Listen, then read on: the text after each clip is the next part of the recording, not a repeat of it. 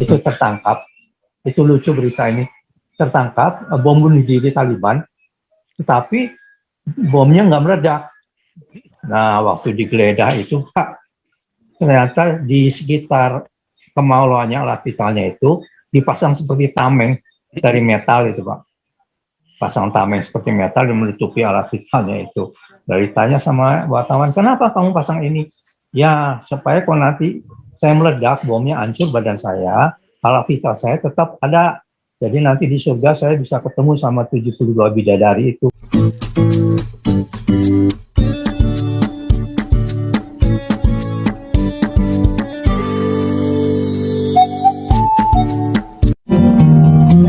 Bentar ya, ini sebelum lanjut nih, wah ini sudah mulai kejang-kejang nih ya, nih biar panas sedikit lagi.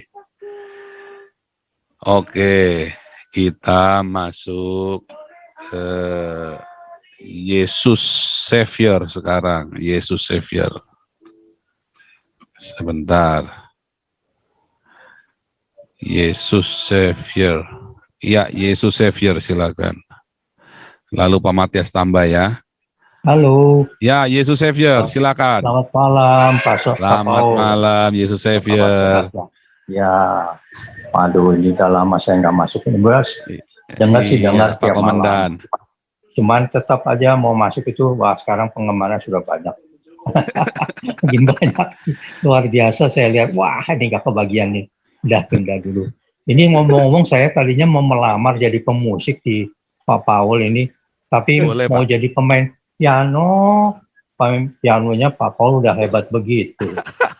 Mau main gitar, udah lebih hebat dari saya. Pikir saya mau main bass, tau-tau saya lihat waktu itu 2 minggu lalu, hari Minggu, wah main bassnya gila juga. Jadi saya kebagian main apa? Ya udahlah, nggak jadi jadinya. Paling nanti nyanyi aja deh kalau bisa nyanyi. Boleh Pak. Oh Ya, ini Pak ya. Savior nih, aduh lupa lagi fotonya tak kirim kan. Aduh kan baik loh.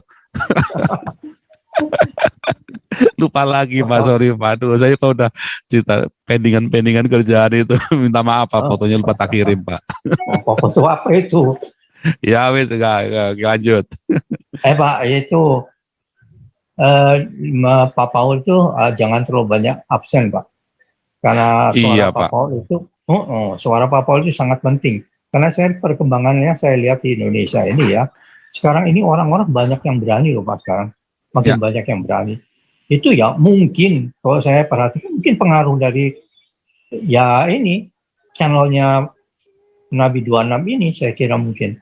Karena waktu ada 2 Desember yang lalu Pak, minggu lalu itu Pak, di Surabaya itu malah banyak 20 ormas itu yang menentang 212. Wah, itu tidak boleh masuk Surabaya. 20 ormas itu mereka demo di situ. Menolak 212 pokoknya. Jadi saya lihat makin banyak orang-orang yang berani-berani itu. Ya, sekarang makanya memang efek dari ini channelnya Pausang ini. Maka jangan banyak-banyak absen Pak. Biar gubrak-gubrakin terus makin dahsyat. Ini ada berita bahwa katanya MUI sudah tidak pegang lagi apa itu sertifikasi halal. Ya, nah itu mungkin pemerintah sudah juga mulai ini Pak ya, mulai mendengar suara-suara yang anti sama khilafah ini. Ya mereka juga dalam keadaan yang mungkin agak susah juga mungkin ya. Kalau sekaligus mereka ambil tindakan, ya itu cuma berbahaya juga. Mungkin pelan-pelan ini mungkin Pak. Jadi saya harap sih 2024 masih bisa nasionalis menang. Harapan saya sih khilafah belum kuat, bahkan mungkin makin turun kemampuannya. Makanya sekarang mereka teriak-teriaknya luar biasa kan, kayak si Refli Harun itu segala macam itu makin keras teriaknya karena mereka mungkin merasa bahwa mereka sebetulnya makin menurun itunya dari kuantitas mereka itu. Kayak 212 kemarin kan, wah ngomongnya berjuta-juta, tapi dilarang sana sini aja tinggal berapa gelintir itu. Jadi ya itulah suara-suara kebenaran yang harus muncul terus memang supaya mereka ini juga jadi mikir gitu bahwa di Indonesia itu ternyata mereka banyak yang lebih banyak yang tidak suka pada mereka gitu. Ada satu ini nge-share teman saya Pak ya dari dia ambil spesial ada tentang Taliban di Afghanistan Pak ya, itu tertangkap, itu lucu berita ini, tertangkap bom bunuh diri Taliban, tetapi bomnya nggak meledak. Nah waktu digeledah itu Pak, ternyata di sekitar kemaluannya alat vitalnya itu dipasang seperti tameng dari metal itu Pak, pasang tameng seperti metal dan menutupi alat vitalnya itu. Dari tanya sama wartawan, kenapa kamu pasang ini? Ya supaya kalau nanti saya meledak, bomnya hancur badan saya, alat vital saya tetap ada. Jadi nanti di surga saya bisa ketemu sama 72 bidadari itu katanya. Jadi saya tetap bisa melakukan hubungan saya. Dalam hati saya, kok pikirannya seperti itu, seks saja, selangkangan, terus pikirannya. Nah itu kejadian seperti yang kemarin ya, Ustadz yang mencabuli 14 orang itu. Jadi pikirannya tuh, nah itu si Habibnya mereka yang sangat mulia itu juga kan, Habib Rizik gitu kan, sama Firsa itu, jadi kenapa ya ini aneh ya? Ya artinya bukan semua agama Islam lah, itu orang-orang khilafah ini, Islam sesat-sesat ini yang berlaku seperti itu. Jadi wah luar biasa itu, kayak si yang ompong siapa ya dari 212 itu juga omongannya, waduh udahlah, kalau kita dengar sangat menjengkelkan sekali memang. Ya mudah-mudahan lah kita yang suara kebenaran ini bisa terus bersuara supaya mereka juga jeri dan mereka tahu bahwa mereka itu banyak yang tidak suka. Ya, akhirnya nasionalis masih bisa menang lah di 2024 kita. Mudah-mudahan kita berdoa saja Tuhan juga menolong kita ya semuanya, supaya Indonesia bisa selamat lah. Kalau enggak wah bahaya kerja atau kuliah habis kita. Saya mau pindah ke Manado aja dah kalau begitu. Nah, gitu Pak, kira-kira seperti itu Pak dari saya. Selamat malam ya Pak ya. Terima kasih ya. Luar biasa Pak Yesus Xavier ini. Lanjut Pak, tambah. Oke, makasih Pak Paul. Silakan Pak tambah. Saya senang sekali hari ini karena target saya tercapai kurusnya Pak Paul.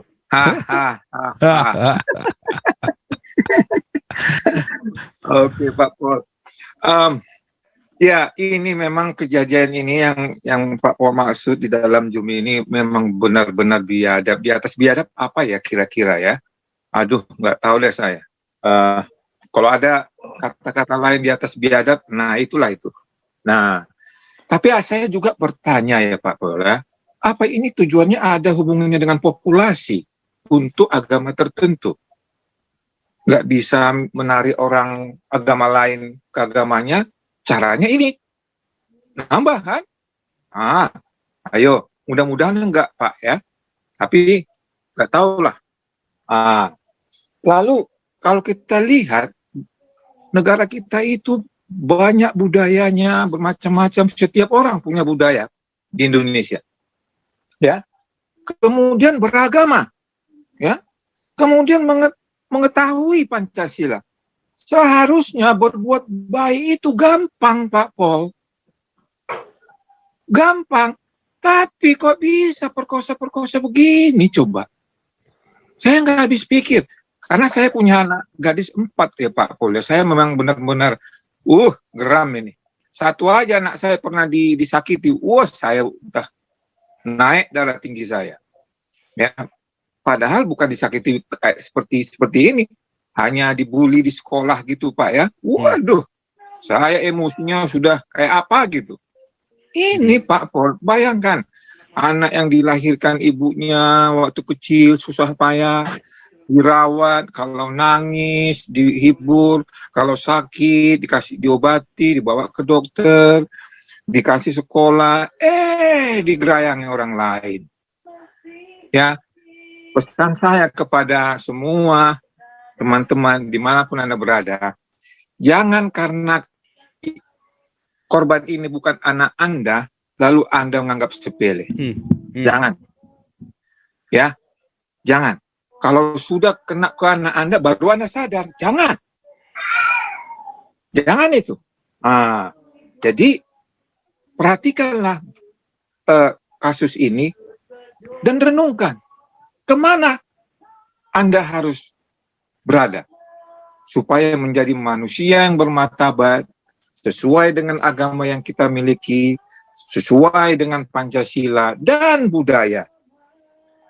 Nah, dan terakhir, saya melihat tadi Pak Paul, ya, juga di video lainnya banyak sekali yang mengkritisi Zoom-nya Pak Paul. Bagi yang mengkritik Zoom-nya Pak Paul ini, saya hanya mau mengatakan, kalau kau punya cara lain untuk melawan khilafah, lakukan. Kita nggak akan kritik-kritik, kita nggak akan protes-protes, malah kita akan puji. Kalau kau punya cara untuk menjelaskan Pancasila di Zoom-mu, nggak cocok dengan cara Pak Paul, lakukan di Zoom-mu. Kita nggak akan kritik-kritik, kita malah salut, ya, untuk menambah pengetahuan. Jadi istilahnya begini, imanmu memang tinggi, tetapi diperlukan bukti. Ya, your faith is strong, but we need proof. Ada lagunya itu. Imanmu tinggi, tapi diperlukan bukti. Mana buktinya? Nah, lakukan itu di Zoom. Ya, itu dari saya Pak Paul. Silakan.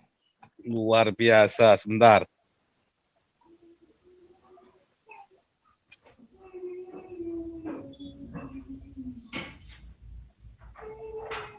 Oke, sorry. Ini kita lagi ngerekam buat hari Minggu ya. Ini anak saya sama lagi ngerekam buat hari Minggu besok kita. Jadi ini saya pakai ini supaya suaranya jangan masuk ke studio. Haleluya. Terima kasih. Benar ya Pak Tambat. Itu lagunya apa ya Pak? Judulnya apa tadi Pak? Haleluya. Kalau kamu punya iman, tunjukkan. Ya Pak ya? Ya. Ya. Yang mengenai itu Pak, mengenai Raja Daud, yang melihat gadis lain, wanita lain. Nah, itu judul lagunya Haleluya. Iya. Ada itu tegur ya. Bener ya, kalau kita punya iman tunjukkan. Jangan cuma ngomong doang. Anda cuma bisa ngomelin orang lain, makanya orang-orang yang bilang ya Paul ini perusak apa segala macam, orang Kristen yang ngomong ya. Sekarang saya tanya, kontribusimu sama Indonesia apa? Kan pertanyaan begitu kan. Kontribusimu terhadap Indonesia apa? Nah itu kan pertanyaan ya kan, pertanyaan yang nggak pernah bisa dijawab. Kontribusimu, orang-orang yang menuduh kita ini kontribusimu apa? Termasuk si Lukas Hartono, ternyata kontribusinya adalah ngasih makan orang yang dia tunggangin. Aduh, repot juga. Si Lukas Hartono kemarin kan, kontribusi saya itu ngasih makan orang yang saya tunggangi. Aduh, saya bilang itu wajib, kalau kamu nggak kasih makan nggak bayar, kamu bisa digeruduk orang sekampung kamu. Orang kamu ke Alexis saja kudu bayar sehari 3 juta, short time, long time 6 juta, dibawa pulang 10 juta semalam. Berarti sebulan kamu kudu punya 300 juta buat nunggangin orang cewek Alexis. Nah, kamu di rumah kan ngasih makan baru 5 juta perak saja, kamu sudah bangga. Itu kamu nunggangin tiap hari cuma bayar 5 juta, kan kurang ajar kalau si Lukas Hartono itu kan, nunggangin tiap hari cuma bayar 5 juta. Kamu main nunggangin cewek Alexis 300 juta kalau kamu mau dibawa pulang. Kalau mau tiap hari 3 juta kali 30, 90 juta. Kamu kudu bayar. Kurang ajar di Lukas Hartono ini. Maunya gratisan.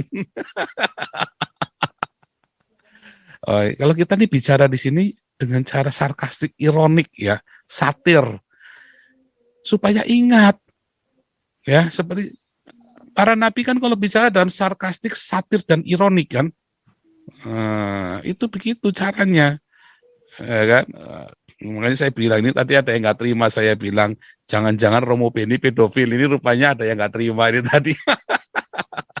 Cuma ini Pak Tambah, ini ada yang bagus nih. Sampai kapan kecabulan demi kecabulan berlangsung terus di Indonesia? Sampai kapan? Sampai agama itu nggak ada di Indonesia. Sampai agama jangan menjadi yang utama di Indonesia. Mengapa? Karena gara-gara agama, kecabulan dan pemerkosaan itu jadi merajalela. Kenapa orang jadi munafik? Titiknya gatel, tapi dia malu, nggak berani.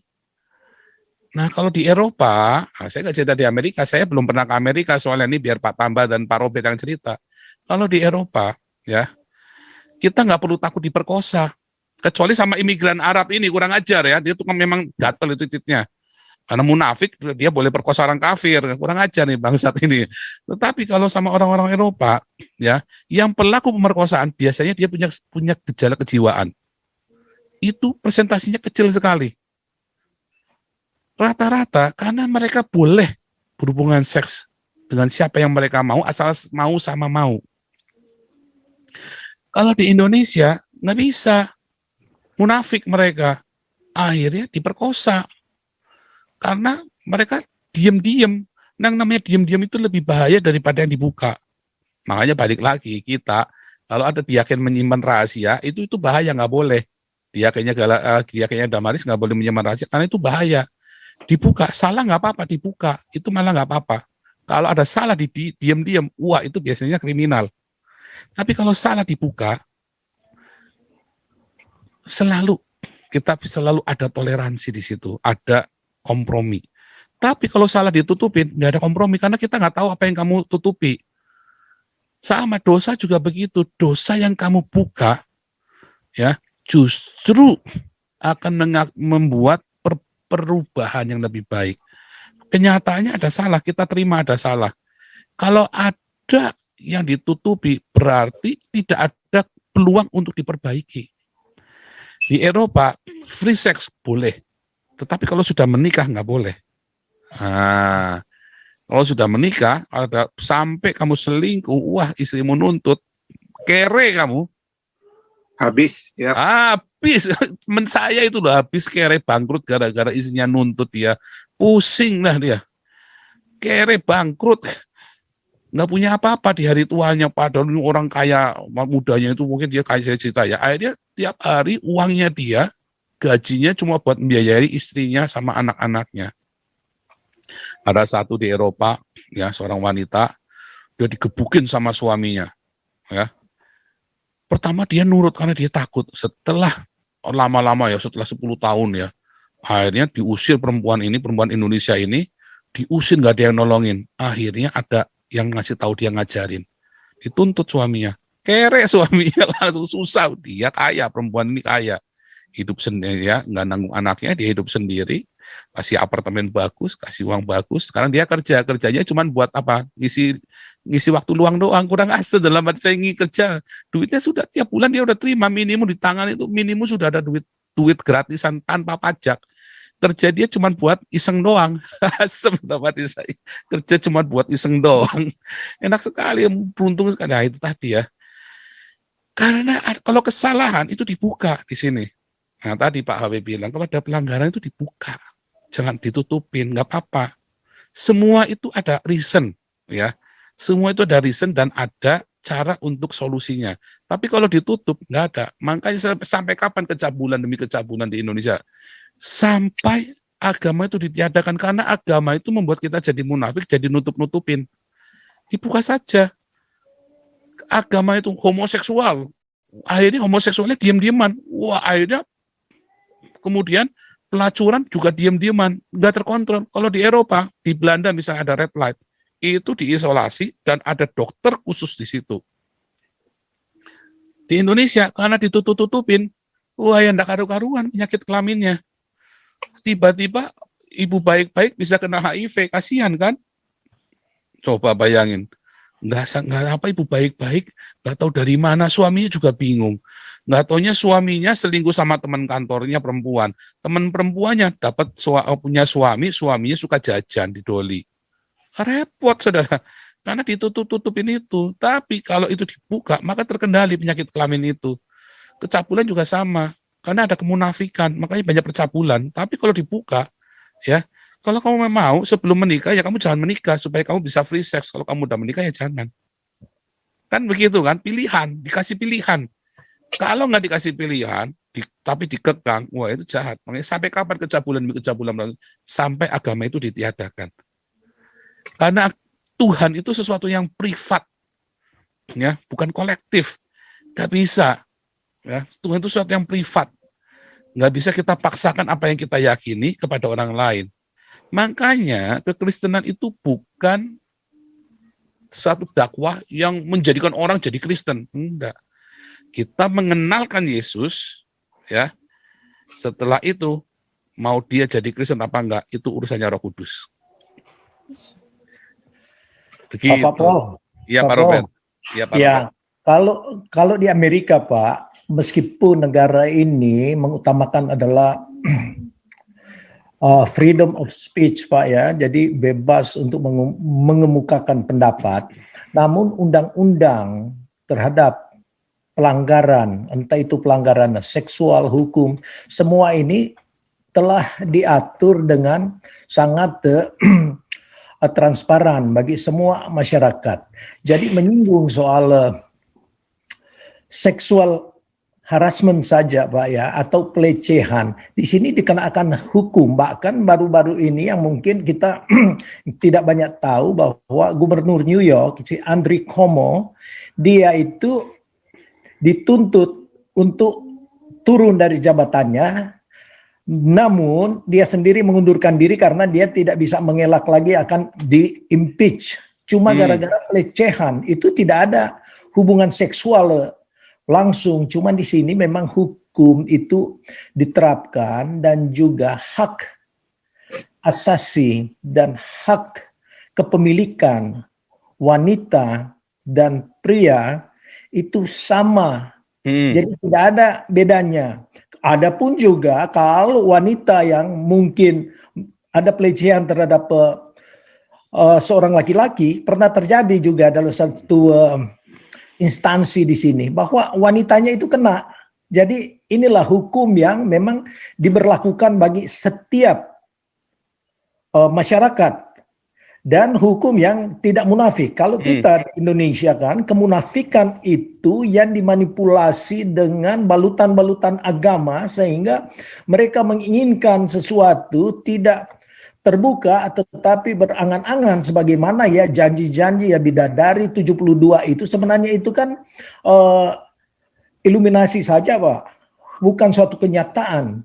Jadi itulah bayangan-bayangan onani seperti itu yang dilakukan kemunafikan sehingga meng-create sesuatu hukum itu yang didasarkan kepada manipulasi dan munafik. Nah itu yang terjadi sehingga ya kalau kita sudah memakai tren agama itu merupakan suatu kekuatan lah untuk di Indonesia karena itu identitas yang paling kuat di Indonesia, mulai daripada pembentukan pesantren, pembentukan lembaga-lembaga masyarakat yang akan menyaingi aturan-aturan pemerintah, bahkan mereka lebih galak lagi. Suatu organisasi atau partai yang sudah tahu-tahu produk-produk teroris di dalamnya, jangan coba sentuh. Justru pemerintah yang menjadi seperti bersalah. Jadi inilah perbedaan-perbedaan yang sangat ironis di Indonesia karena mereka yang melakukan kesalahan justru dibela.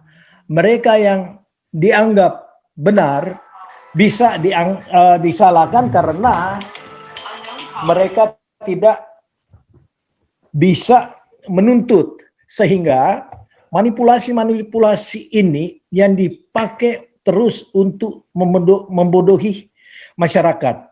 Sehingga juga hukum, misalnya PKS, yang diusul-usulkan itu ya BH lah supaya natural, mungkin jangan pakai BH dan segala, atau kalau pakai BH itu lebih menonjolkan seksual appeal.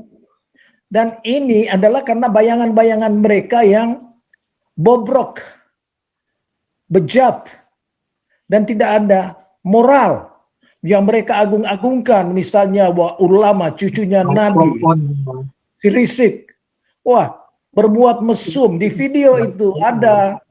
Mudah-mudahan polisi tidak hilangkan itu.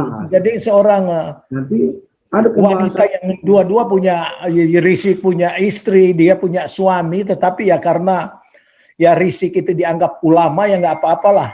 Dan mereka itu di dalam video waktu dia di Saudi Arabia dengan kata-kata yang wah jijik, menjijikkan. Apakah ini masih dipegang terus oleh kelompok yang dibodohkan karena agama? Kalau saya sendiri, kalau ada pendeta yang seperti itu diagungkan, wah itu kita tuntut dia supaya masuk penjara dan jangan dikeluarkan lagi karena menyesatkan jemaat. Jadi inilah yang harus dibasmi. Indonesia ini musuh terbesar yaitu mereka yang memakai slogan-slogan agama atau identitas agama untuk membodohkan rakyat, dan juga para koruptor karena mereka yang memiskinkan negara dan merampok uang rakyat. Jadi ini kembali lagi ke soal seksual itu, Pak. Di sini memang sangat ketat. Jangankan untuk memperkosa, pelecehan saja itulah contohnya. Ya.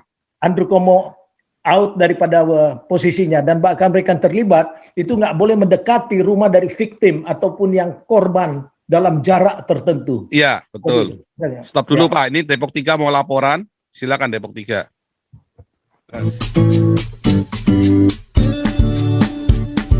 Ini.